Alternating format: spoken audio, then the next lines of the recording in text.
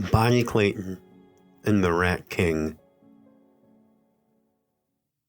Sometimes it happened to captains' wives in their rococo turrets rising over Lake Street to gaze out at the lake, and when it did, it was too horrible to imagine, so you had to cry at just the idea of it to drown out the rest of what might come. You had to press all the grief forward till your head hurt, to a point just above the bridge of your nose, between your eyebrows, and leave nothing for the details. The lake was cold. This is a November story. It takes place in November, and is best told then, but if it is some other month, you can surely remember, or imagine, the ice crystal winds howling in beneath the door, numbing your toes, even through the thickest of wool socks. See the foam whitecaps, the lake, the steel green-gray that is death.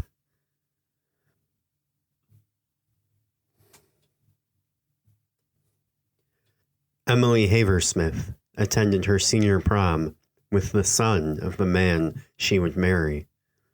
It was quite possibly her favorite in her rotation of party anecdotes.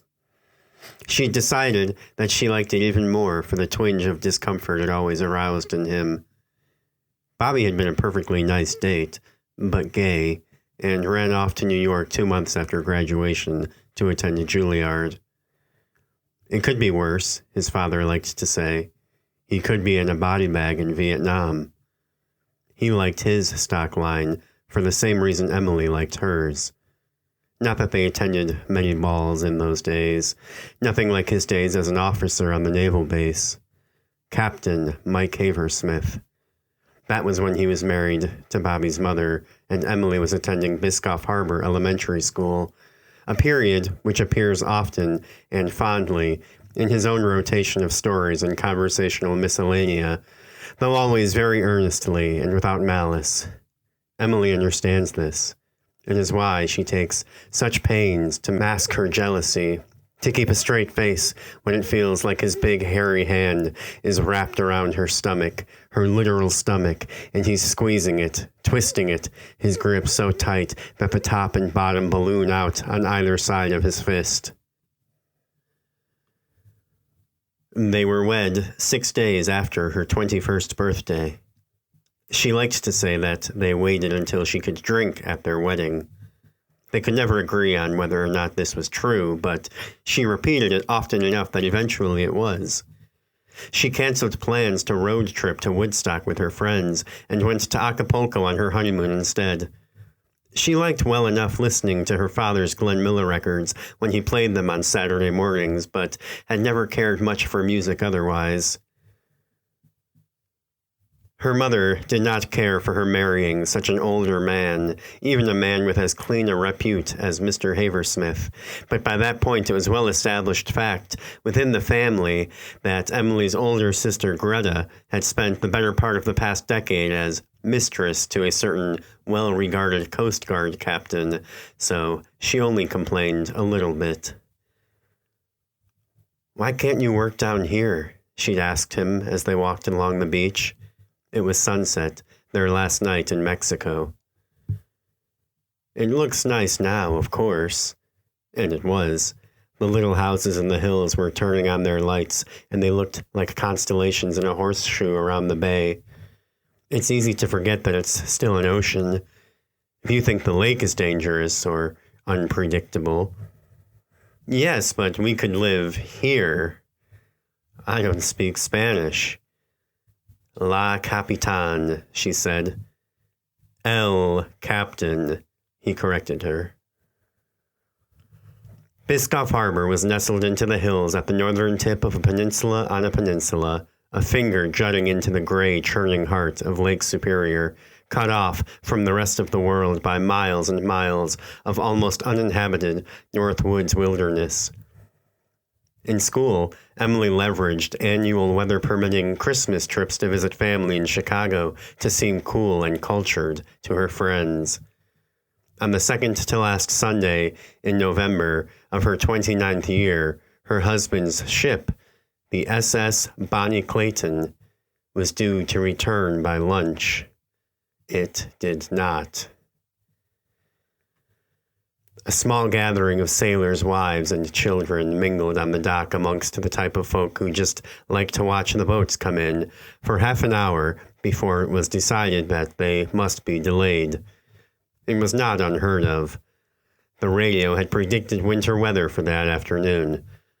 In town, it amounted to little more than a spat of freezing rain, but dinner time came and went, and the sun set somewhere behind the fortress wall of clouds, and still the Bonnie Clayton failed to appear. Emily returned to the dock to watch, but it was cold, and when it grew dark, she returns to her home atop the bluffs at the corner of Lake and High Streets. Someone would call when there was news. The next morning, Emily bundled up and made the walk down to the dock, where now their nervous vigil was joined by concerned citizens and gossips. By the end of that afternoon, it was beginning to resemble a front lawn crowd at a house fire. With the evening came more rain, and the crowd dissipated and scattered for home. Someone would call. Sunday morning was the last anyone heard from the Clayton's crew, according to one longshoreman. They reported clear skies, calm seas. On the third day, Emily did not report to the docks. She could see from her living room window that the ship was not in port, and she could not bear to be around all those other people. She wanted her grief for herself. Instead, she wandered the streets with no destination in mind, the mostly empty streets. Everyone who wasn't at the docks was in school or at work. Or, she thought, still out there, somewhere beyond that chalk foam horizon. Or, she tried to stop herself, beneath it. Eventually, she ended up down at Ashcroft Beach, 3 miles north of the dock, where they watched the fireworks every 4th of July. Swimming in the lake for longer than a minute or two was a molar-grinding proposition even then, even for locals. North of the beach were the breakers and the pier, and at the end of the pier, the old lighthouse. She took off her shoes, but soon her feet were too cold, and so she put them back on, and as she walked, she thought of Acapulco, and she could feel the wind rushing in off the lake and whipping her dress back against her legs, and she could see herself then, what she must have looked like, very far from Acapulco indeed, walking alone along the beach like that, her hair half wrapped around her face. The boat captain's widow. She saw herself, what she must have looked like. Then a strong gust blew sand in her eyes. She shielded her face with her forearm and steadied herself against the wind. There was Agnes Johnson, widow of Otis Johnson, who went down with his steamer near Sault Ste. Marie. She'd been very old for Emily's whole life. There were more of them back in the day, but one hanging around was enough to maintain the archetype within the town. There was a niche for her to fill, waiting for her back up on the hill, back in town. She arrived at the North Pier without ever really meaning to. The wrought iron access gate was normally locked when the swells were so high, but someone had neglected to do so, and Emily wandered out onto the pier. Once you are out over the water, the walk to the lighthouse is much longer than it looks, over a 1/4 mile from shore. Emily does not intend to go to the lighthouse any more than she'd intended to go to the beach or the pier, but she finds her legs carrying her in that direction. When she has been walking for several minutes, she notices that the water around her has calmed. The wind is quiet. She does not know if she has moved past the storm or the storm has moved past her, but the stillness sends goosebumps down the backs of her arms. The soft plunking lapping of the water against the rocks only serves to deepen the silence. A gull glides silently off the lake and lands in the surf beside her. The keeper's cabin is modest, with a red-gabled roof. Next summer it is scheduled to be repainted.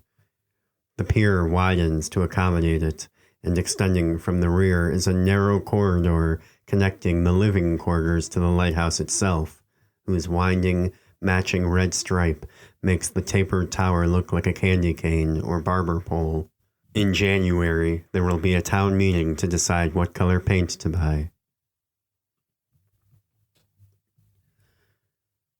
Beyond that, the pier ends and 150 miles of unbroken and untamed water begins.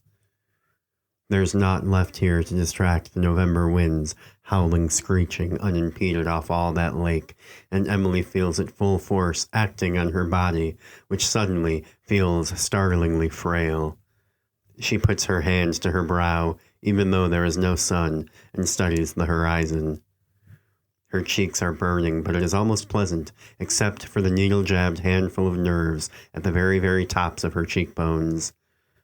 There's a big stone gray wall coming down from the north, and Emily doesn't want to be here when it arrives.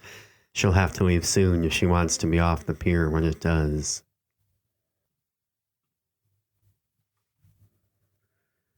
She'd always wanted children, or at least a child. Always pictured herself as a mother. Even when she married an older man, a man with children of his own, she'd wanted to bear another for him. She wanted a piece of him to hold on to. She wanted something that was theirs. But she now thought that a child would have only made all of this even more ghastly. A wash of spray crashes over her face, the droplets so big it almost feels like she's been punched in the cheek by a small child. The cold is existential. She shudders beneath a chill that cuts deeper than her bones, into the core of her existence. The idea of a whole endless body of that, unimaginably deep, was unbearable. Horrible, horrible. He was out there. In the best of all possible worlds, he was still out there, on it, separated from those endless, ice-cold depths by some metal and a bunch of numbers on a chalkboard. The night-dark wall bears down and consumes half of the visible world. She should have left by now. The boat captain's widow. She stares at the agonizingly blank horizon and at the water and tries to fathom all that water. And what would that be like? Maybe there would be a perverse pleasantness beneath that pain as well, the slack-jawed, narcotic tingling onset of a soul-deep numbness. There was so much of it. It was so unthinkably big. And she was so small, she could just disappear inside it. Her pain would be nothing, one dim, distant star winking out in a vast night sky. It would be so easy, really so easy. What was one little star in a sky full of galaxies by the millions? She'd be letting go of the illusion of control, the agony of responsibility, the need to keep crying long after her tear ducts were drained and her back ached. Rejoining the great swirl and churn of the universe. She was staring down where the water came frothing upon the rocks. She wavered in the wind, stuck out her arms to steady herself. At some point, she'd climbed down onto the rocks, though she couldn't remember ever having left the pier. Her heart skipped violently, and she could not even lift a foot to backtrack for fear of upsetting her precarious balance. She turned back around, just in time to see a wall of water waist-high coming right at her. He tried throwing her the lifesaver, but then the surf turned her over and he saw the wound on the back of her head and knew he would have to get in himself if there was any chance for her at all. He knew that he was under no obligation. In fact, such things were strongly, strongly discouraged, on the simple principle that it did nobody any good to make an awful tragedy worse by doubling the death toll. And this was if she was even still alive, which, frankly, from where he was standing, seemed doubtful. Her body twisted in the tumult, and he saw her face, and knew that he had to go in it, even if she was dead. He would not let the lake have her. She awoke in a wood-boarded room in a great deal of pain. all over, but especially ringing on the back of her head, into a hearty fire crackling steadily in the fireplace. She was curled beneath a blanket in a padded armchair in her underwear. She felt her head, wet and sticky and throbbing. "I had to stitch you up." A man came in from the other room, carrying a cup of some dark, steaming liquid. He offered it to her. "I'm no doctor, but I think it'll do. Sorry about your clothes. They're drying over there." He nodded at the stone fireplace. "What happened?" The man laughed. He couldn't have been more than 25. "I was hoping you might tell me." "Where am I?" Biscoff Harbor? Michigan? Planet Earth?" "The lighthouse." "I forgot to lock the gate, but you're a maniac for being out here." "My ankle hurts." "Yeah, I fucking well bet. You probably twisted it in the rocks. I don't think it's broken, though." He poked at the fire and added a log to the pile. "What time is it?" The lighthouse keeper checked his watch. 9:05. "Oh, I should be getting home." He laughed again. "You must have hit your head real hard. You hear that storm out there?" Listening now for the first time, she did. "You can stay here till it passes. I'm a very capable host. Unless you absolutely insist on dying tonight." She burrowed a little deeper into the chair. Nothing waited for her back home except a dark, empty house. "I should call someone and let them know." Sorry, no phone. Who would she have called anyway? "I guess it doesn't have to be tonight." The man disappeared into the other room and returned with a bottle of brandy. He poured some into a mug for himself and then presented it to Emily. She shrugged and nodded, and he poured some into her tea. "I thought they decommissioned this lighthouse already." "They voted to automate it. 5 years from now. They need time to save up the money for it." "Oh." "They only pay me $3 an hour, so Lord knows where all the money's going as it is." "Oh well." He held up his mug, and Emily reciprocated the gesture, and then they drank. The fire roared as the new fuel caught, and outside, the waves pummeled the pier in endless whooshing waves. "My husband was on the ship," she said.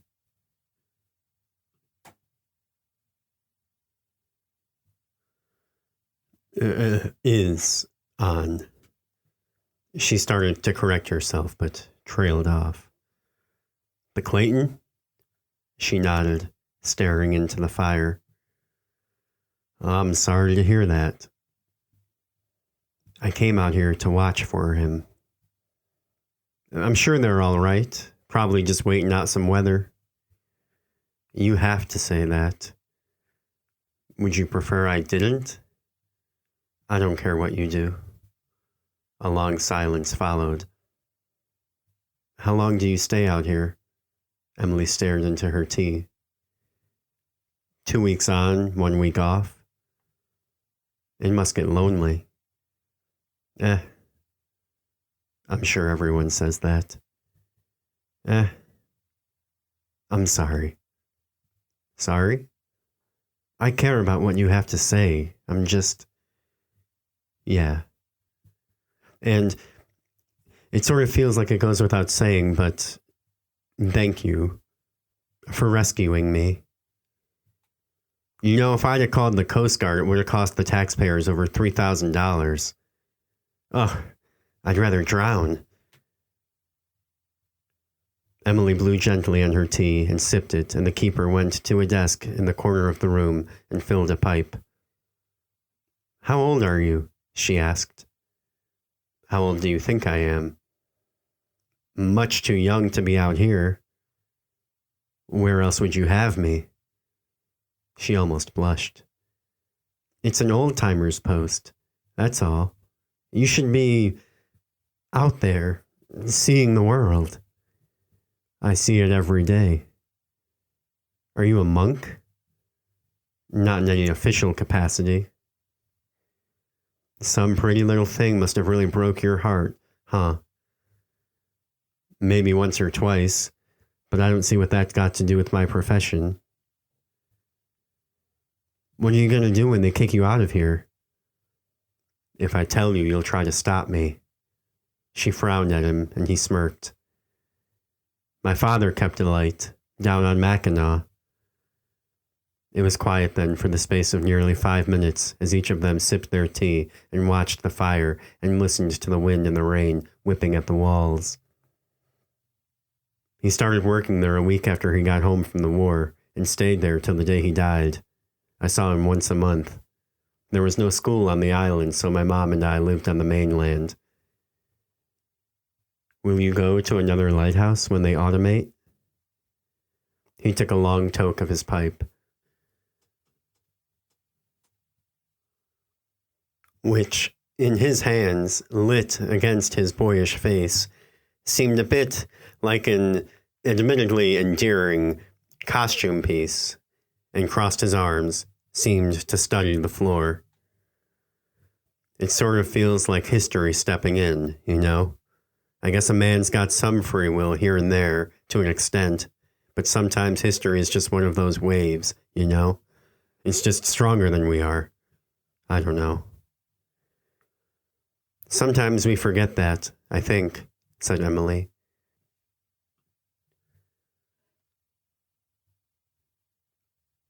It doesn't happen as much anymore, and we get fooled into thinking it never happens. You don't imagine a ship a 1/4 mile wide and a 1/2 mile long could sink, but I don't know. Sometimes when I see them in the harbor, it's like my mind can't process that what it's seeing is real. A thing that big shouldn't be able to float at all, like it's an aberration in reality or something. The lighthouse keeper finished his brandy and poured himself another. Every new generation since the Enlightenment has had to convince themselves that they've invented their way out of nature. It's all we've got. We worship technology. So we have to pity the past because they didn't have televisions and microwave ovens. They were, by rule of natural law and chronological luck of the draw, simpletons. Time marches forward and forward is progress. But then we have to live knowing that, in spite of our suspicions that we may be the ultimate end goal of human evolution, someday we are going to be old and our grandkids are going to laugh at us, and that someday after that, we'll be dead. History will pass us by, and nature will be waiting there when it's gone. He took another sip of brandy. I'm sorry, maybe I've had too much to drink. I don't know if I'm even making sense anymore. It's nice listening to you talk, though, in any case. He grinned briefly, to himself, down into his lap, and swirled his drink a little bit, and it felt as if his throat were swelling shut, and he did not speak any more after that, and neither did she, and she drifted in and out of semi-sleep, and just after midnight the rain died down and the fire was at a low simmer, and she yawned and lifted her blanket. The lighthouse keeper started as if he'd nodded off himself, and looked at his watch. He moved to help her to her feet.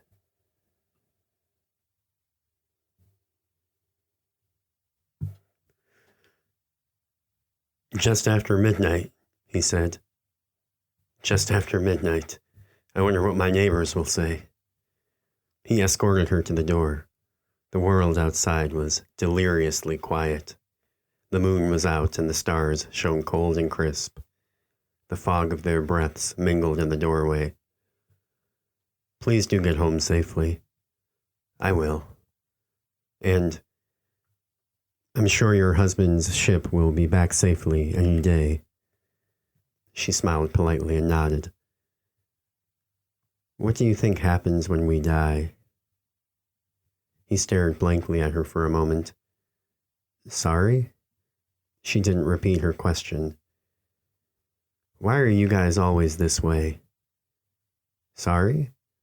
You guys, women, always wanting to know where you see us in 5 years as you're laying in bed, about to fall asleep. That's us, is it? You and I, lying in bed? He shook his head. Of course not. If you need to stay, I'll sleep on the floor. Don't be such a masochist. You can sleep on the couch.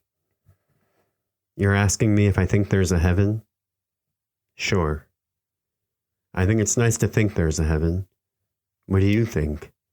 She only stared at him. I think it's nice to think there's a heaven that we automatically get into just for participating, just for minding our own business. But I think the reality is we have to earn heaven. We have to build it. All of us. We all come from the same single-cell organism. We're all just rearrangements of the same particles. We're all one thing. And we have to make heaven here on earth for ourselves. That's what I think. The Bible says God gave us Eden. And I've read my Bible. The lessons are in there. We just aren't learning them. The Father, the Son, and Holy Spirit. 3 things, but all one thing. God is humanity. All of us collectively. And God is you and me, each of us. But if we can be gods, then we can also be devils. God gave Adam the power to subdue the earth. And maybe we'll just keep living and dying like a little schoolboy arsonist, lighting matches just to watch them burn, rearranging ourselves into an infinite number of permutations until we get it right. And then there will be heaven everywhere, for everyone. Maybe that's evolution. Maybe, said Emily. Or maybe we burn all the forests to the ground and turn the oceans acidic, and in 1,000 years nobody will ever have even heard of human beings. Doesn't that seem a little more likely than 1,000,000 billion permutations? I suppose it does.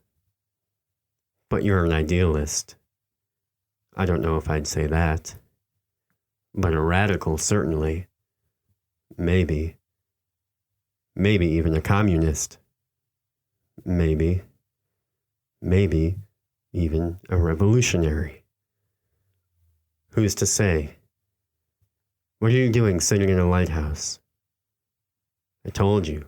I'm seeing the world. She shook her head. So, you have a lot of women come out here lying in your bed? He smiled at her. Good night, Emily. She smiled back. Her shoes echoed on the cement, and she tried to keep her head down where things had scale and dimension. If she looked out too long at the darkness of the water and the vastness of the sky, she would get dizzy. The pier was not so wide that a couple of false steps wouldn't carry her into disaster. The moon glistened on the numberless little silken crests which were always forming and reforming on the surface of the black lake. When finally she reached the end of the pier, she turned around and saw the dark figure of a man some ways down, following her. It was the lighthouse keeper. She waited for him at the gate. Forgot to lock the gate, he said. Oh, she said, her voice still trying to catch up with her suddenly racing heart. Of course. Wouldn't want any more clueless damsels wandering out here in search of distress. She stepped through to the other side. He hesitated for less than a moment, and then dragged the iron shut behind her and began shuffling through his key ring. Emily wrapped one hand on the gate and waited for him. Thank you again. Sincerely. You never told me your name. Emily, she said. That's a nice name, said the keeper. What can I call you? The moon almost shimmered and was milk-sweet in her eyes.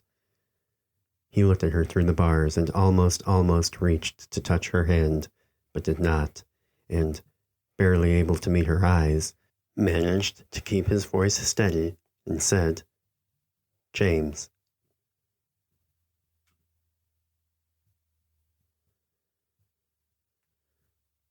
All of the neighbors were asleep as she crossed the gentle damp rise of the lawn in the chilly light of the street lamps, and then the dark hulking mass of the Queen Anne swallowed her, shadow undifferentiated from structure. She slept in a four-poster bed, and alone, it felt very big, like she might drown in it, and for a long time she did not sleep.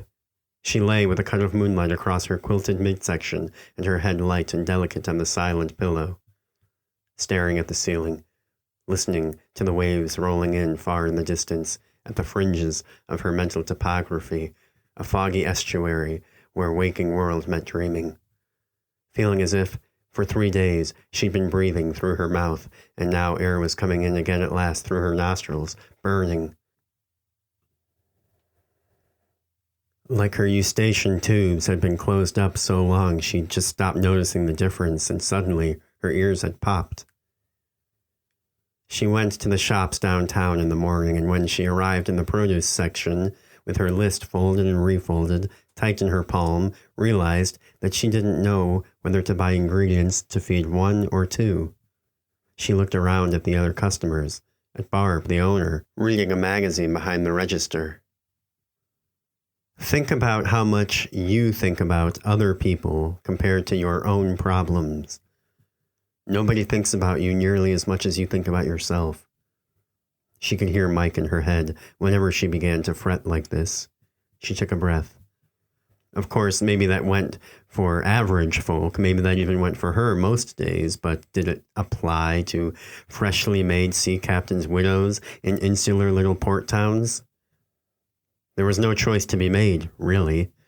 Whatever had happened, at this point, she had to be seen planning dinners for two. A fridge full of leftovers would be a fitting totem, a black veil of full Tupperware containers and half-empty cellophane-topped casserole dishes. Or, of course, he would be delighted and comforted to see his favorite meatloaf or spaghetti waiting for him, ready for the microwave. In 90 seconds, he could kiss her, change out of his day clothes and into his night clothes, and prep the television and recliner just in time for her to bring him his plate with a beer and a napkin and another kiss. And why was this only the second thought which occurred to her? Only as she finished replacing her groceries in the pantry and cupboards and sat down in the settee, only after a long walk past the post office and library and dry cleaners and all the way back home, spent daydreaming about leftovers. She transferred the coffee cake she'd bought from the bakery box to her own Tupperware. In the afternoon, she returned to make an appearance at the dock and hug the other wives. No sign of the Clayton. The horizon was level and unbroken and inscrutable, and whatever lay or did not lay beyond it was held fast in the strictest confidence, inaccessible to the eyes, beyond reach of even the most clever curves of glass.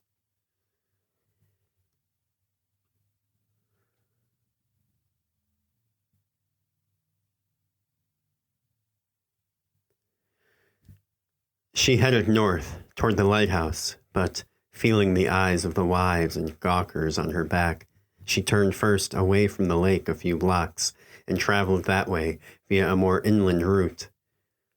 In the window of a squat yellow bungalow, she saw an orange and red neon crystal ball burning electric in the window in front of some half-broken blinds. Before she knew what she was doing, she was knocking on the door. Nobody answered. Nobody inside, as far as she could hear, moved. She knocked again and waited. She leaned back to confirm that her memory was correct. The sign did say, "Open." She knocked once more. When she was about to leave, there was a noise inside. Someone was coming. Several locks slid around, and then a blanket and bandana-clad girl with a cigarette in her mouth opened the door as far as the chain would allow. She looked as if she'd just woken up. Huh? I'm sorry, are you open? I'd like to get a reading. Tell you what, can you come back later? I suppose. Tonight. Come tonight. Wait, Ruth?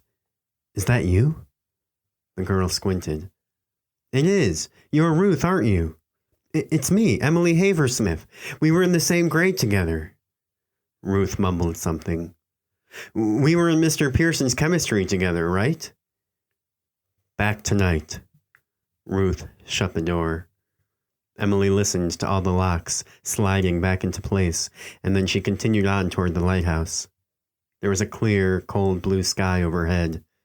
They were expecting snow any day now. The iron gate was ice in her hands. There were 2 posters affixed at eye height, yearbook photos of high school students. Drowned. She jostled it until she was sure it was locked. There was not very much wind, but even still, she very much doubted if James would be able to hear her yelling from the lighthouse. And yelling like that would have been supremely undignified in any case. The gate jutted out several feet beyond either side of the pier in an effort to prevent exactly what she was about to attempt. The cake would not fit under or between the bars, so she tucked it under one arm and began to climb around. The way out was manageable, if she did not look down. But then she did, and then she had to find a way to swing around to the other side, a maneuver which had seemed much more manageable from the pier. She swung around, felt the full force of her weight at the apex of her arc. The iron shuddered, groaned, tore at the skin of her hand. She dropped the coffee cake and wrapped her free arm around the bar, but her foot slipped and shot through the gate. Rusted speckles sliced her palms on the way down until her grip failed. She hooked her knee around the bottom of the gate and hung there, upside down, screaming, her body racked with pain. She eventually managed to reach the gate and pull herself upright, where she clung to the iron bars like a baby capuchin monkey. Then she began screaming with a purpose. She squinted against the sun and saw something moving in the distance. The tiny figure of the lighthouse keeper, growing larger by the second, sprinting down the pier toward her.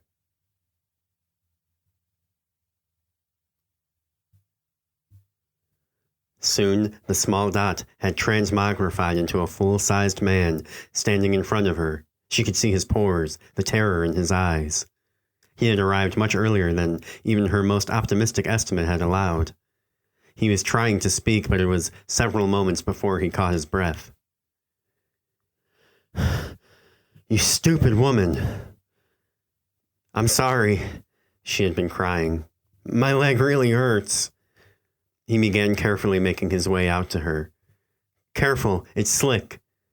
Clearly. He reached her and hauled her up and steadied her as they returned. She was crying again by the time they returned to solid concrete. "I brought a coffee cake." Back in the cabin, he doted on her as if he had again pulled her unconscious out of the surf.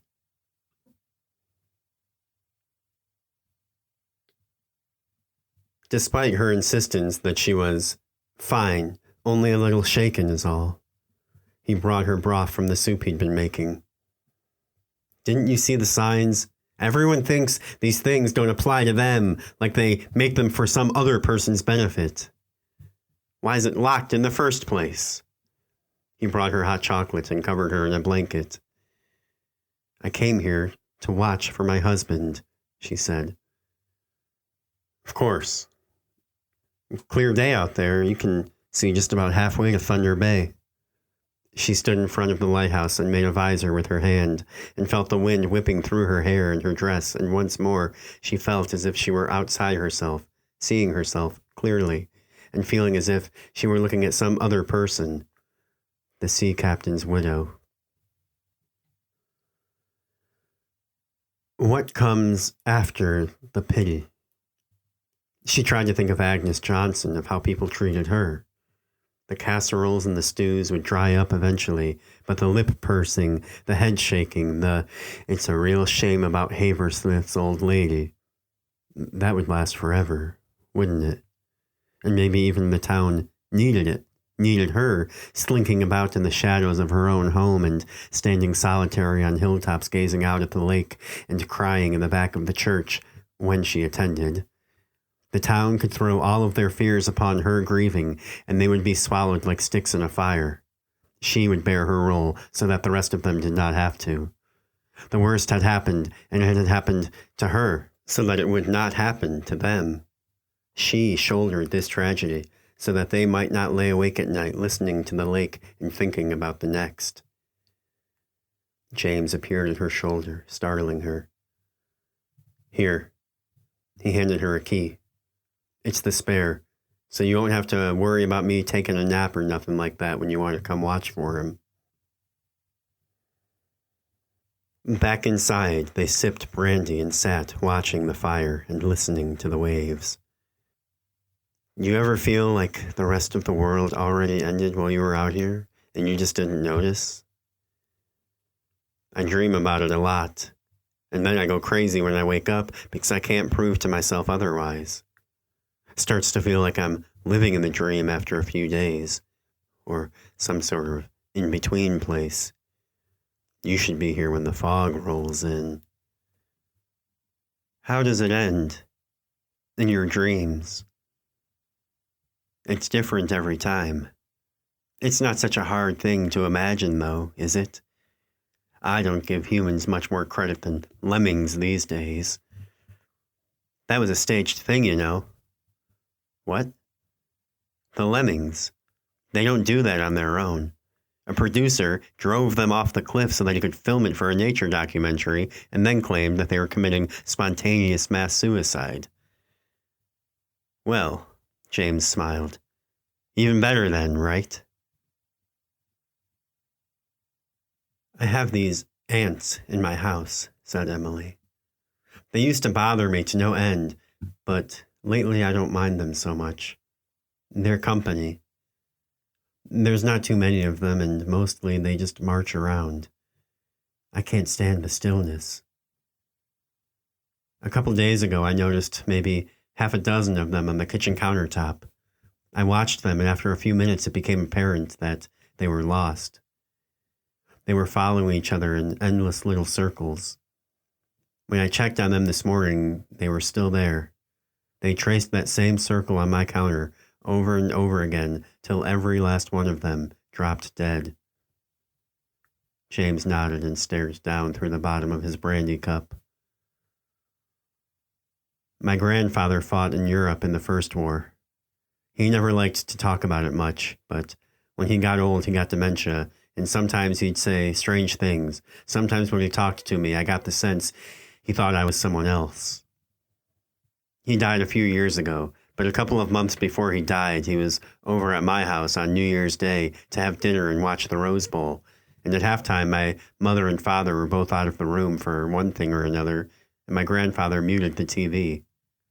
He turned to me and looked at me in the eyes and said, I died in Cantini in 1918. It scared me, but for some reason I laughed and said, No, you didn't, Grandpa. How else would you be here right now? He didn't laugh or even smile. He just kept staring at me. The Germans were shelling us day and night for 3 days, softening us up. You can't imagine what that's like, and nothing I can say would help. On the morning of the 4th day, just before dawn, they charged. They were almost on top of us before we even knew it. We were routed. Men started fleeing almost immediately. We never had a chance. I saw people butchered all around me. You never really know what you're made of. I mean, what you're really made of on a fundamental level, till you've seen the human body turned inside out and torn to red sludge right in front of your eyes. A guy who was talking to you 2 minutes ago, and now he's just parts. I tried to climb out of our trench, but some Hun swung his rifle and took me out at the ankles. Someone got him before he could finish me, and then that was it. They swarmed in and over us like cockroaches. Our nightmare of 3 months made real flesh and bone.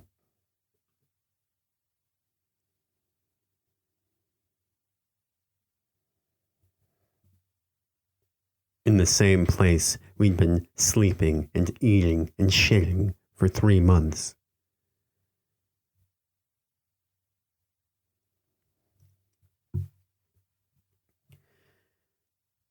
I could reach out and touch the wool of their coats as they shambled past by the dozen. I laid still and was lost in the whole tidal shift of the thing. There were others in the mud to my left and my right, at my feet and over my head. As far as I could tell, they were all dead.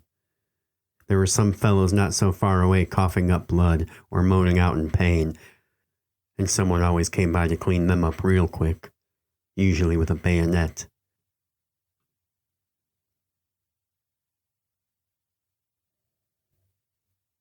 You spend your whole life wondering how you're going to die, and then you see it happening right in front of your face while you wait your turn. A few of the enemy lingered in the trench and picked corpses clean of boots and other valuables, but most passed through and continued the assault. A half an hour passed, then an hour. Even when nobody was in sight, I could always hear voices speaking German above me on either side of the trench. I could hear the fighting. It sounded like they were off in the town itself. It was nearly dark when I heard voices down in the trench with me. 3 or 4 krauts, maybe 20 or 30 yards to my right and around a bend. I don't know what they were saying, but I know it was different than what I'd been hearing all day. It was casual. They were laughing even. Nobody was barking orders. When one of them fired their weapon, I nearly shit my pants. And then another shot rang out, and another. Their rifle barrels were smoking when they came into view around the corner. One of the soldiers towed a corpse, like he was testing it, then shot it in the head. They went through the trench like that, which was carpeted with so many bodies that they could have done the whole thing without getting their boots muddy. They seemed to pick and choose at random who they shot, and it was getting dark. There was an officer's quarters behind me, and I thought about trying to crawl back there to hide, but I knew if they saw me moving, even out of the corner of their eye, I'd be dead within 5 seconds. And then someone started screaming out, and I'll never forget the sound of it. I hope you never have to hear anything like it in your life. I think it was Private Tillman. But by that point, they were so close I couldn't move my head, or even my eyeballs, to see for sure. He'd been playing dead like I had, and they'd found him out.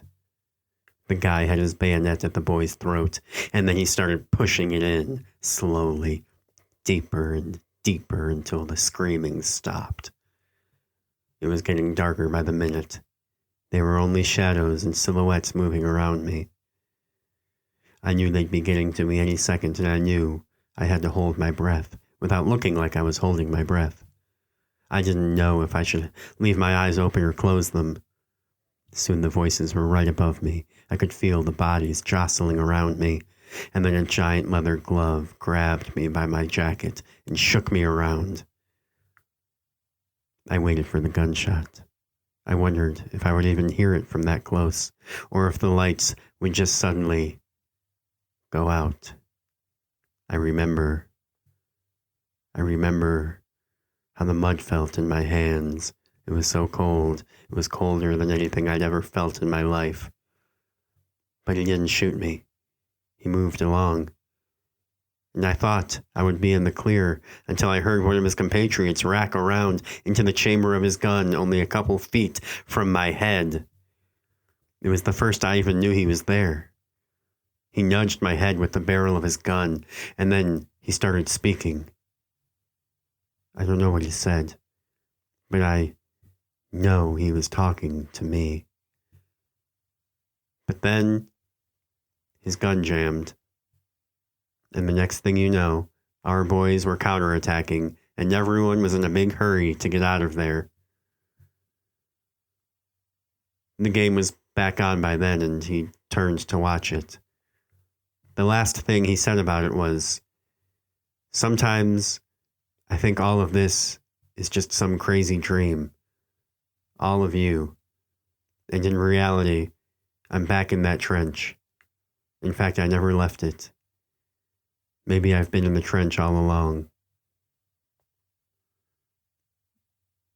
All the next day, Emily sat in various rooms around her house, waiting for the phone to ring. A light, cold mist of rain persisted into the afternoon when a fog settled over the town in its wake. The phone did not ring, and Emily could no longer lie to herself. She'd also been waiting until the time was appropriate that she might pay a visit to the lighthouse. It was only natural, she reasoned, that a sort of Nervous excitement might temporarily overshadow the droning, gnawing dread she'd been carrying like a lead vest the past few days. Any little light would seem bright in the tunnel. But what was she nervous about? What was she excited for? That she could not say. The matter of when it was or was not appropriate to return to the lighthouse was a rather amorphous one, and went mostly on Emily's instincts, which she declined to interrogate. What mattered was that it was solidly after lunch now, which seemed a respectable enough time to reappear. Respectable to who? She shooed the question from her mind with a wave of her hand. She felt a little special, having let herself through the gate with her own key. She laughed at herself, but it was true. It was the feeling she had when she and Mike were first married, and he took her on a tour of the ship. She was like a showpiece on the runway. She could feel the jittery confidence in her legs, propelling her almost out of her own control down the pier. Okay, so there was something about James that intrigued her. She could admit that. There was no sense in lying to herself. But it was only because, she reasoned, in the back of her mind, she expected the phone to ring tomorrow morning, or maybe the morning after that. She expected it like she expected the sun to rise. The alternative was not something she could countenance. Not really. Not on any real level. So one more day with no calls was like when her parents had flown to Buffalo without her when she was 16, and their flight back was delayed, so she had another day to herself, had to wake herself up for school in the morning and order her own pizza for dinner. Nothing more, just a temporary blip in the normal and proper routine of her life. An extra day of freedom. Well, not freedom necessarily, she thought. That made every other day sound like... what? Captivity? No, not freedom per se, but maybe something like it. She knocked on the door to his quarters, but he did not answer. She was carrying 2 Tupperware coffee cakes. She tried looking in the window, but it was too dusty to see much. So she went around back and on toward the lighthouse. The door was open.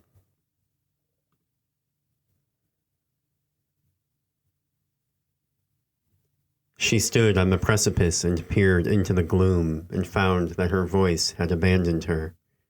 She could not call out, could barely squeak. Hello? And then there was a man screaming somewhere in the concrete bowels of the structure. James. She ran inside and clambered down the spiral staircase to the lower level. There he was. He was pale and sweaty and breathing heavy. He had a kind of wild look in his eye. He cracked a half grin at Emily. Want to see something? She descended the last few stairs and tried to pause, but James nodded her over. He was standing over an open grate in the floor, and for the first time over the din of the lake, she could hear a pitched, scritching, scratching noise, a high, dry-throated squeaking. She recoiled immediately at what she saw, though it took her mind several seconds to process and decode what her eyes were seeing. A squirming, writhing mass of gray and brown, patchy fur and twitching tails. Rats. Big ones, dozens of them, wriggling in a chirping, ever-moving ball of teeth and whiskers. She almost threw up. I'll be damned, said James. What's wrong with them? Emily spoke through both of her hands. I believe they're stuck. In the pump? To each other. And they were. Their tails were knotted together in one tangled fist, subtly pumping like a malignant tumor as each rat pulled hard in its own direction, over and over, cinching the knot tighter and tighter. Their vocalizing was hoarse and desperate. James returned the grate cover. You're just going to leave them there? And what would you have me do? They'll take care of themselves, same as your aunts. Or the pump will fill up and they'll drown. Emily balked a bit of the violence, though in truth she'd been imagining something in the hammer or mallet family, and was secretly relieved at how passive and sanitary James's methods were. The fire in James's quarters was already roaring, and they each ate 2 helpings of cake before James asked Emily if she wanted to step outside to watch for her husband's ship. Yes, of course. She opened the door onto a wall of fog. Someone could have been standing 5 feet from her, and she would not have seen them. She stood there as if she'd been caught in the commission of some crime, and neither said anything for an unbearable interval of time, until one of them chuckled, and then the other chuckled too. Right. She closed the door and returned to the settee to stare at the fire. Who did that to them? To who? The rats. Who did what? Tied their tails together like that. Nobody. It just happens like that sometimes. What? How? He shrugged. I told you, though, didn't I? It's not so hard to imagine. The end of the world. It's not unprecedented. Nobody has to design it. You could just... I wish I'd never seen it. Go find someone in Vietnam, in Korea, whose cities and homes are flattened, their forests and fields on fire, whose friends have been disappeared, their children killed, and tell them that they're not experiencing the apocalypse. Have you read Silent Spring? We think there will always be some new technology to save us, that will invent our way out of global warming, out of nature. We forget that humans are just another piece of nature. We think that we can oppress people indefinitely, that there will always be some new chain technology to keep him bound. Riot control, Agent Orange, bomber jets, electrified fences, and panopticon guard towers. But nature will always overcome whatever puny thing we put against it. The levees will fail. The prison walls will break. No technology can ever contain the human spirit. I hear you. For Christ's sake, I hear you. But must I imagine the end of the whole God-forsaken world all the time? Isn't it enough that my world has ended? Why else do you come here every day? She could smell the brandy on his breath, and she felt a little bit drunk herself. She could feel her face tilting towards his, and it felt a little fuzzy. Just a habit at this point, I guess. She barely had to speak above a whisper. It's not just a habit. Their lips met, and she felt as if she were levitating, and neither hesitated. They shed their clothes and made do with the awkwardness of the settee. He tried to send her home after dinner. The pier is going to freeze over any night now, and then you will have to use the catwalk to get in or out of here. No way do I trust you up there. But she lingered well past 10, and he did not protest. Snowflakes had begun to fall when she emerged onto the pier, and they did not kiss goodnight, but in a moment decided on an awkward hug. On her walk home, she remembered the psychic and wondered if she might take her this evening instead. The little yellow house was only a couple of blocks out of her way. It was late, but the woman had been sleeping in the afternoon. Who was to say how she spent her evening hours? The neon open light was still on in the window, so Emily, still feeling a little drunk, knocked on the door. The girl answered the door almost immediately. You're back. I'm back. Normally I do not meet strangers at such strange hours. Ruth, we're not strangers. We were in the same grade, remember? She seemed to study Emily a moment, and then the door shut. A long moment later, she heard the chain rattle, and then the door opened wide and the girl gestured her inside. She was short, maybe 5 feet tall on her tiptoes, in Emily's estimate. She led her into the kitchen and pulled out a chair for her at the table. Emily wasn't sure what she'd been expecting. There weren't any beads in the doorway, no tapestry on the ceiling or incense burning on the bookshelf, though there was an ashtray full of Newports on the table. It was just a kitchen. I said to come back that night, not to come by any night you want. I'm sorry. Would you like me to leave? The girl grumbled something and sat at the table across from Emily. How have you been? It's been so long. It will be $5. Emily pulled the bills from her wallet. Ruth tucked them in her bra. So do you have a crystal ball? Or what are they called? Wedgie boards? Do you want a show? Or do you want to learn something? Do you think I can just wave my hands and look into a crystal and tell you where your husband's ship is? Emily started to say something, but realized she did not know what she was going to say and stopped. I'm sorry. That was too harsh. It's all right. She began to shuffle a deck of tarot cards on the table, and then she fanned them out for Emily. Pick whichever one speaks to you. She did. She turned it over and placed it on the table. The Fool, she said. Great. Ruth stroked her chin and examined the card. Look at him. You see? He is walking straight off a cliff.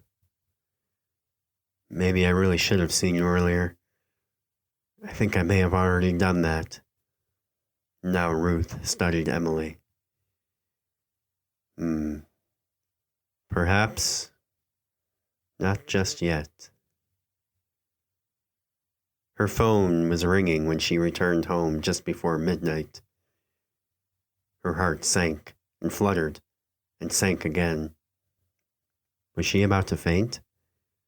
She made her way to the kitchen, each step more uncertain than the last, and answered. The body Clayton was lost at sea. No survivors. Oh, okay. Thank you. She felt very hot suddenly. She hung up the phone and went to her bed. She lay curled there for more than an hour, watching the lamplit snowflakes fall past her window. She gave herself permission to cry, but no tears came. She closed her eyes and found only the insides of her eyelids. She stood and looked out the window. Through the naked trees to the north, she could see the lighthouse, blinking in the dark. The whole town lay silent beneath a thin quilt of snow, and her footsteps crunched delicately on the sidewalks. She half ran all the way to the pier, and her breath burned in her throat. There were snowflakes in her hair when he answered the door, and the tears on her cheeks had started to freeze. She looked like a fawn left curled in the tall grass by a mother who never returned. She was the most agonizingly beautiful thing he had ever seen. He led her inside. She made it only a few steps and then fell into his arms. It was several minutes before she told him about her husband. The weeping subsided into a sort of silent, sniffling shaking, punctuated now and then by heart-rending little whimpers. They made love once more, this time in James's bed, and fell asleep after in each other's arms. It was still dark and James was still asleep when Emily awoke. A phone was ringing in the other room. She felt like she was floating as she left the bed and went to answer it. Is this Mrs. Haversmith? Yes, this is she. Static on the line. This is Rear Admiral Jake Scott, Coast Guard. Ma'am, there's been an awful mix-up on our end. We've just been in contact with your husband. He's perfectly safe. The SS Bonnie Clayton has been up in harbor in Grand Portage waiting out some weather. You're serious? You really mean it? She bit her knuckles and shifted lightly, unconsciously, from foot to foot. There were tears welling in her eyes. They're on their way home now, before everything freezes over for the winter. Oh, you're really serious, aren't you? Yes, ma'am. Thank you. She hung up. Her skull was all abuzz. She dressed herself silently and found her jacket and stepped outside. The snow had stopped and the night was as still and cold as the grave. The sight of all that black bone-cold water nearly made her dizzy, and the silence was so great that it took shape in her ear canals. She could feel the weight of it burrowing into her. The pier looked like a finely chalked Olympic balance beam. Her boots rolled through the thin virgin powder like little firecrackers in her ears, like she was on an immense black box stage with a silent and judging audience holding their breath out in the dark nether regions just beyond the outer limits of her vision. Like any minute now, she might hear a semi-suppressed cough from off in the shadows, a rustling program in the balcony. The stars were out in vast shimmering clouds, and she realized that she had not seen a clear night sky for weeks. She could not help but get lost in them, and several times caught herself only a step or two from drifting off the walkway entirely. The street lamp, which stood where the pier met land, shone like a terrestrial North Star, slowly growing larger and brighter with each passing minute. Soon she left the lake behind entirely. She felt almost as if she were gliding, guided by some benevolent hand. The neighbors must really think I've gone and thrown myself off a cliff somewhere for how much of a ghost I've probably seemed this past week.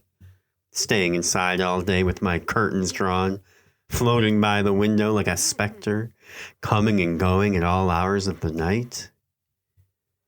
Then, a momentary burst of cold fear in her stomach.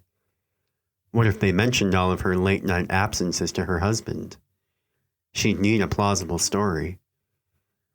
The fear subsided. There would be time for that later. There would be time for everything. There would be so much time.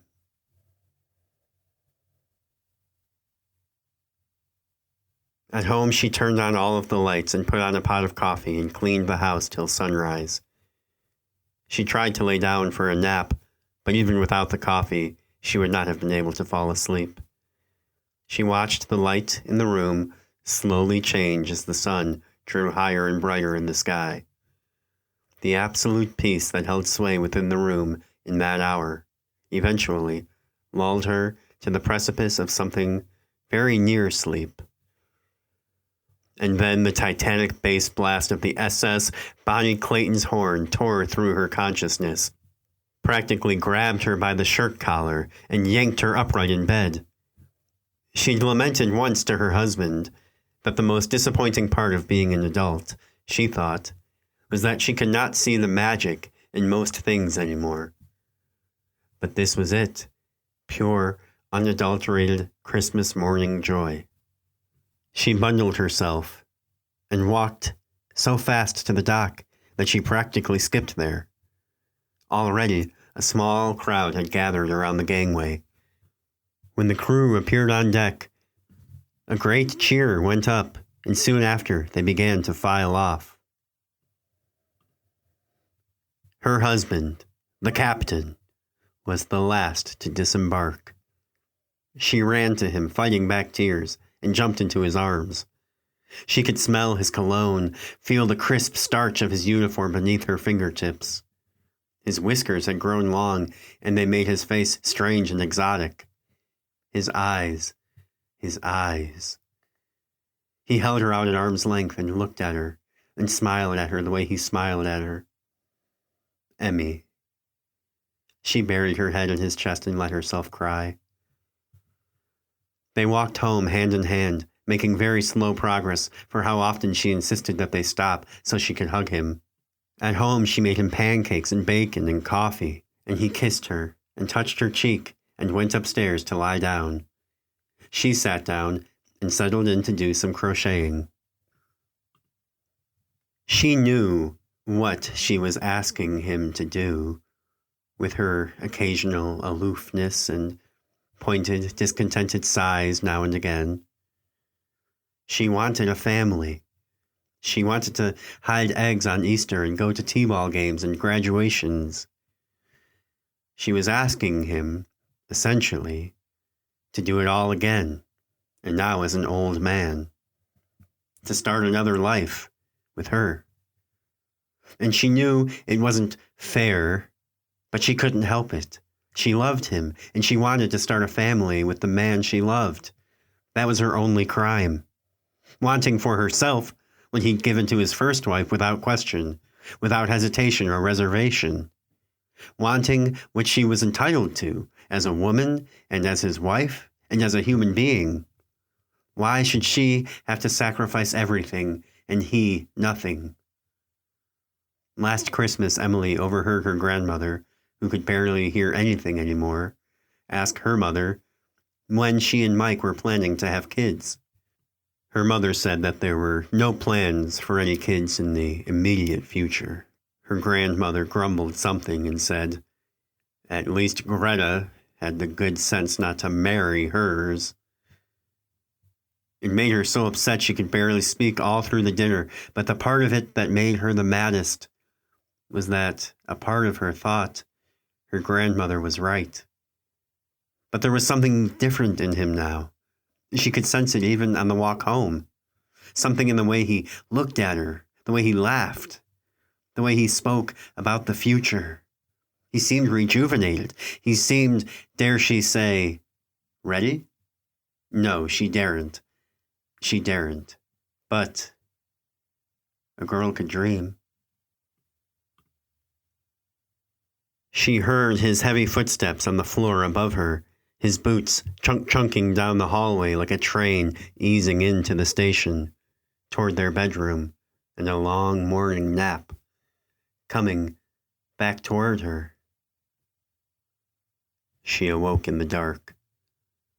The lake was rising and threatening and crashing angrily all around her. She was in bed with James. He was still asleep.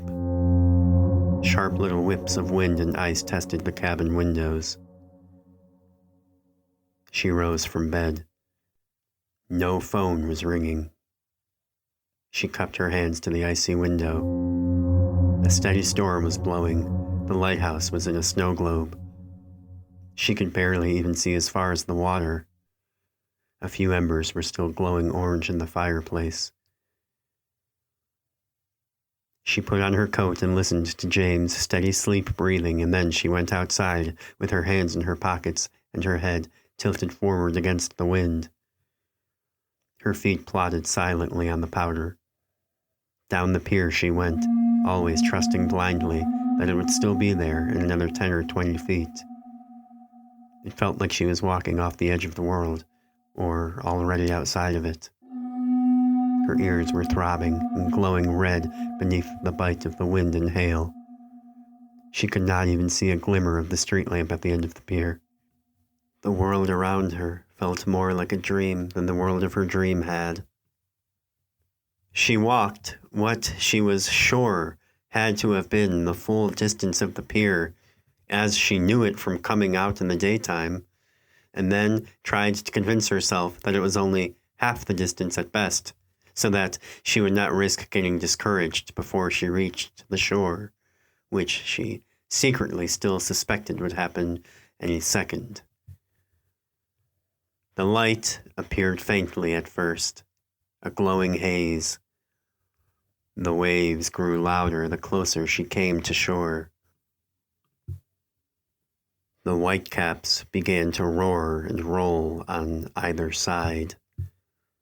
Darts of snow nipped puppy-like at her rosy features, and crosswinds tottered her this way and that. She was no more than 100 feet from the light when she first glimpsed the figure standing beneath it. Just a flickering shadow in the blowing clouds of snow. As she moved closer, the shape of a tall man began to materialize, almost as if formed by the snowflakes themselves, with broad shoulders, his hands in the pockets of his long coat. She stopped. He was wearing a hat like the one her husband always wore, and it cast deep, macabre shadows down over his face. And in fact, mostly, he was shadow. He seemed, by all indications, to be staring patiently at Emily. There was, very plainly, nowhere else for her to go. As she drew closer and his proportions became more apparent, it seemed, somehow, entirely possible that this was her husband, standing against the weather, as still and rigid as a statue. She began to see familiar subconscious details.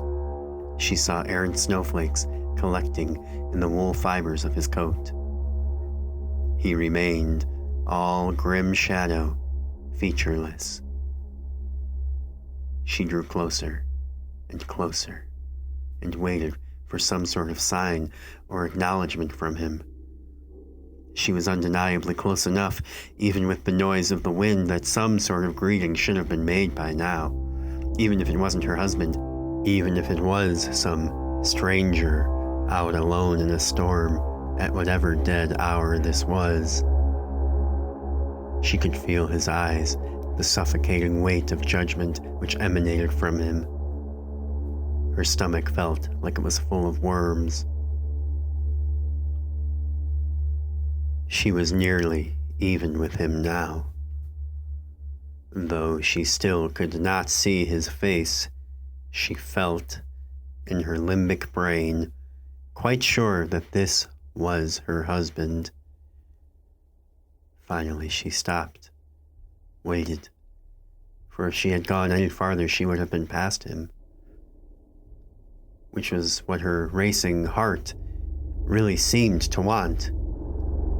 But where else would she have gone? She seemed to know on some innate level that there was nothing out there for her, nowhere for her to go. She could return to the house to dawdle some more in purgatory. But eventually, no matter how long she put it off, she would end up back here. She stood as far from him as the width of the pier would allow, which was not very far. She would, apparently, have to be the first to speak, if her voice would work. Mike? For a moment, it seemed even this would not be enough to provoke a response. For a moment, Emily began to wonder if this really was a statue, or wax. Emily. It was Mike. Her heart galloped ahead like a horse with a broken leg. What are you? She didn't know what to say.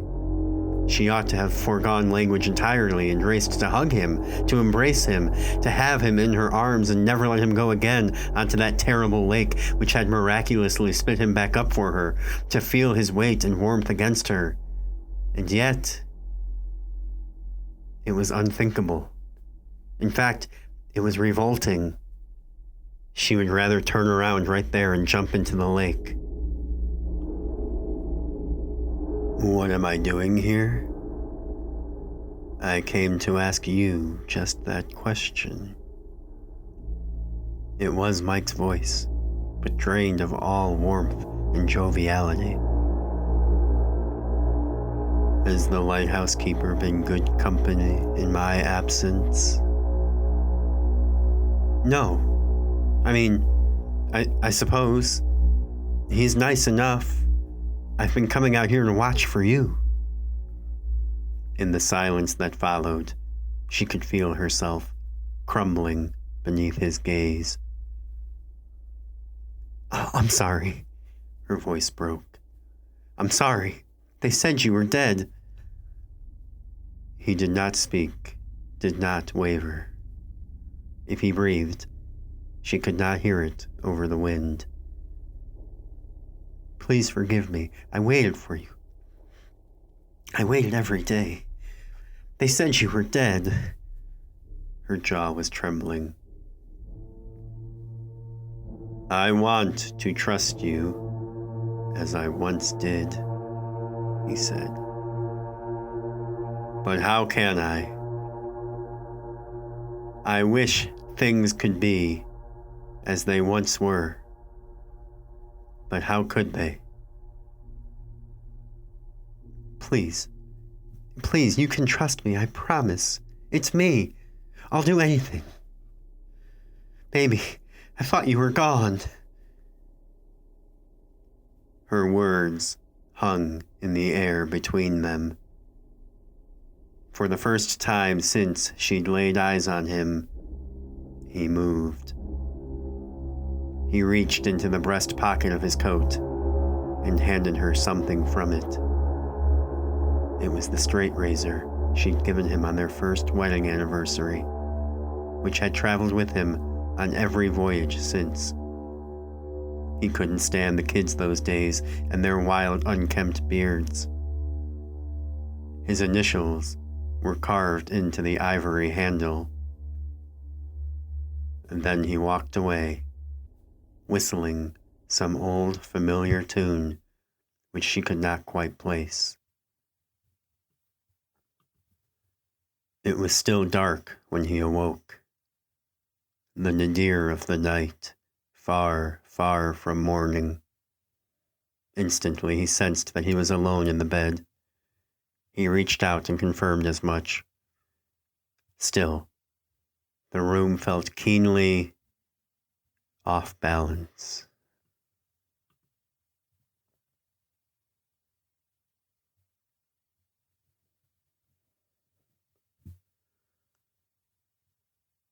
The particles were abnormally arranged. The energy moving through the whole cabin was faintly sour. He sat up in bed. If he was a prairie dog, his ears would have been twitching.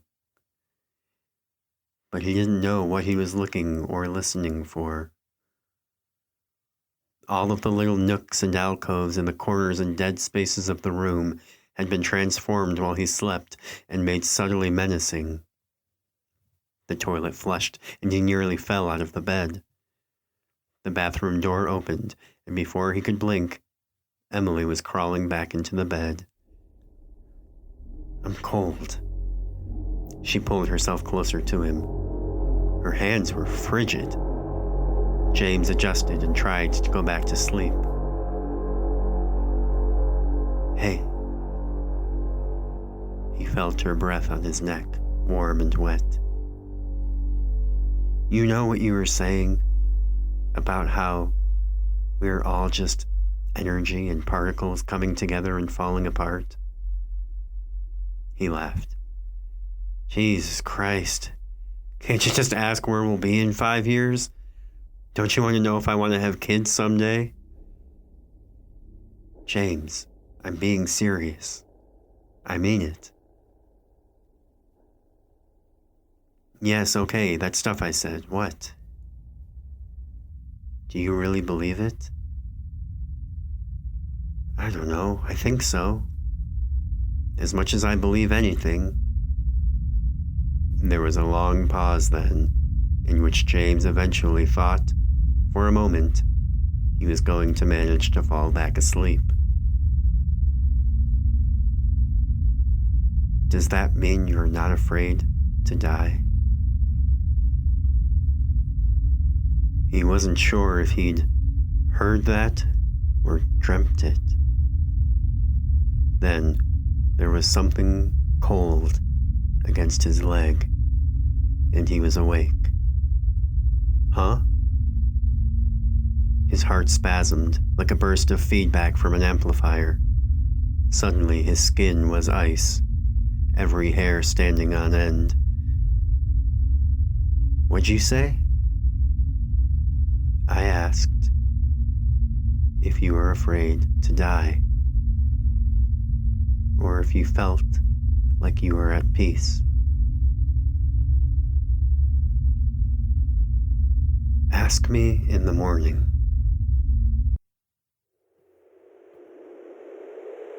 The wind howled all night in arcane and eldritch semitones through the cracks in the little cabin and around all of the lighthouse's peculiar angles. At dawn, the storm broke, and there was sunlight and silence and the bitter cold of some dead alien planet. The fire had died, and she could see her breath in the cabin. She tried the door and found that it was frozen shut. She tried the window, and it too was frozen, so in a panic she broke it with the poker from the fireplace and crawled outside. Sometime in the night, a giant wave had hit the cabin and frozen there. The length of the pier was similarly encased in several feet of ice. Distilled chaos, a series of singular moments lifted from the tempest of the winter night to be walked around and remarked upon like a museum sculpture in the fine sunny normality of the daytime. A trio of gulls flew past overhead, and their shadows sang across the surface of the lake, which had been frozen at the apex of its fury in a vast range of snow-swept dunes. She climbed to the top of the catwalk and was struck with an acute bout of vertigo. She found that she could not keep her eyes open for long without going temporarily snowblind. There were slats on which James was supposed to have laid a plywood walkway, but he'd only managed about 40 yards. Even trying to follow the catwalk to its vanishing point with her eyes made her dizzy. She climbed back down. Then she made her way to the lighthouse and turned off the light. She tied a red dish towel to a wooden spoon and hung it like a flag outside the broken cabin window, and then she started a fire in the kettle and gathered some blankets and sat in the living room with James to wait for nightfall and for someone to notice. The cabin and the lighthouse were empty when the new keeper came to replace James 3 days later. Any number of things could have happened to him out there, but the man puzzled at the little red flag in the window. Had he fallen through the ice trying to leave? There were enough supplies to last all winter if needed, and he would have known that his replacement would be arriving soon. There was no reason to leave, or to leave without laying the rest of the walkway first, unless he was mad, or driven out. It was not until the police came and searched the place and found Mike Haversmith's straight razor that they knocked on Emily's door and discovered that she too was missing. When the search turned up nothing, the people in town concluded that the bodies would probably wash up on the beach come spring. That was the way of things. They never did, but by then it was a new season and most folks were ready to move on. Who can say what happened to the two lovers? But pay no mind. They have passed into gossip already. In a generation they will be a tale. In 2, a legend. Folklore in 3. Stories. That is all. A dream within a dream. But there is a final addendum to this tale. A story well known within the Biscoff Harbor Police Department, where the MH engraved straight razor was stored for the duration of the investigation. Work on the case dragged on for many months, but police detectives recorded that the razor began to rust after only a few weeks in their possession, and continued to deteriorate rapidly after that. They wrote in their notes that it was as if it were being stored at the bottom of the lake.